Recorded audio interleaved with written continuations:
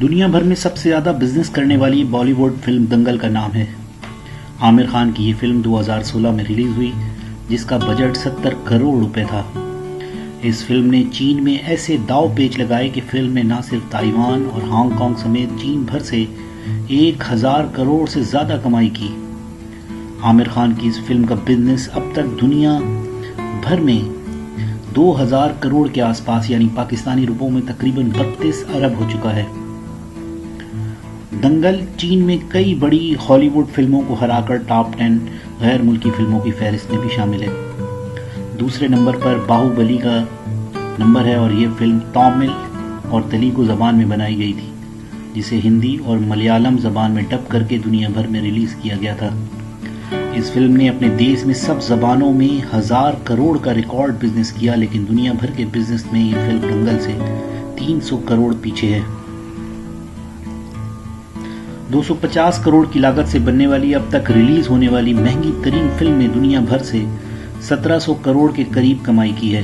ये फिल्म 2017 में ही रिलीज हुई थी, जबकि इस फिल्म में तेलुगु फिल्म के सुपरस्टार प्रभास ने मरकजी किरदार अदा किया था। दंगल और बाहुबली के अलावा अभी तक कोई बॉलीवुड फिल्म 1000 करोड़ के स्टॉप को अबूर तो दूर की बात इस स्टेशन के करीब भी पहुंच नहीं पाई। बॉलीवुड की तीसरी कामयाब तरीन फिल्म का नाम है पीके, जो कि 2014 में रिलीज हुई। इस फिल्म ने दुनिया भर में 700 करोड़ से जायद का बिजनेस किया था।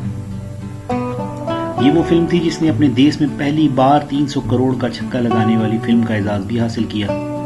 और इस फिल्म में आमिर खान के अलावा बोमन ईरानी और अनुष्का शर्मा भी थी। इस फिल्म का बजट 75 करोड़ था। इस फिल्म ने चीन में 100 करोड़ कमाने वाली पहली बॉलीवुड फिल्म का भी रिकॉर्ड बनाया था। बॉलीवुड की चौथी कामयाब तरीन फिल्म बॉलीवुड के सुल्तान सलमान खान की बजरंगी भाईजान है और ये फिल्म 2015 में रिलीज हुई, जिस पर 90 करोड़ के करीब लागत आई। बजरंगी भाईजान ने दुनिया भर में 626 करोड़ कमाए और इस फिल्म में सलमान खान के साथ करीना और नवाजुद्दीन सिद्दीकी भी थे। 5वें नंबर पर भी सलमान खान की बतौर पहलवान सुल्तान का नंबर आया और इस फिल्म में सलमान खान के साथ अनुष्का शर्मा ने मरकजी किरदार अदा किए। सलमान खान की इस फिल्म ने दुनिया भर से 590 करोड़ के करीब बिजनेस किया, जबकि इसे बनाने में भी तकरीबन 90 करोड़ का बजट लगा और ये फिल्म 2016 में रिलीज हुई। 2013 में आमिर खान की फिल्म धूम 3 ने धूम मचाई, जिसमें इनका डबल रोल था। उस वक्त तक की महंगी तरीन फिल्म पर 125 करोड़ का खर्चा आया। इस फिल्म में अभिषेक बच्चन और उदय चोपड़ा भी मौजूद थे। इस फिल्म का नंबर कामयाब तरीन फिल्मों में छठा था। शाहरुख और दीपिका की 2013 में रिलीज होने वाली चेन्नई एक्सप्रेस बॉलीवुड की कामयाब तरीन फिल्मों की फहरिस्त में 7वें नंबर पर मौजूद है। इस फिल्म पर 110 करोड़ की लागत आई थी। चेन्नई एक्सप्रेस के लिए शाहरुख खान ने हिदायतकार रोहित शेट्टी को अजय देवगन से चुराया था और दोनों ने बाद में दिल वाले में भी काम किया, लेकिन वो फिल्म इतनी कामयाब नहीं हुई। लेकिन दुनिया भर के बिजनेस से उस फिल्म को भी टॉप 10 में जगह दी है। इस सारे कारोबार में बॉलीवुड के किंग खान की कोई फिल्म टॉप 5 में शामिल नहीं। हालांकि एक वक्त था कि बॉलीवुड के बादशाह की फिल्में ओवरसीज मार्केट में चमकता सोना होती थी। आमिर और सलमान की फिल्में शाहरुख की फिल्मों का मुकाबला तो दूर की बात टिक भी नहीं पाती थी। लेकिन वक्त एक जैसा नहीं रहता। कल शाहरुख रईस थे, आज आमिर का दंगल चलता है और सुल्तान सलमान खान कहलाता है।